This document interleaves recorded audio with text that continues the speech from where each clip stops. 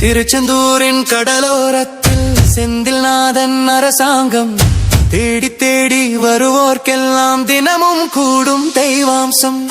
திருச்செந்தூரின் கடலோரத்தில் செந்தில்நாதன் அரசாங்கம் தேடி தேடி வருவோர்க்கெல்லாம் தினமும் கூடும் தெய்வாம்சம். திருச்செந்தூரின் கடலோரத்தில் செந்தில்நாதன் அரசாங்கம். அசுரரை வென்ற இடம், அது தேவரை காத்த இடம். ஆவணி மாசியிலும் வறுமை பசி திங்களிலும் அன்பர் திருநாள் காணுமிடம். அன்பர் திருநாள் காணுமிடம்.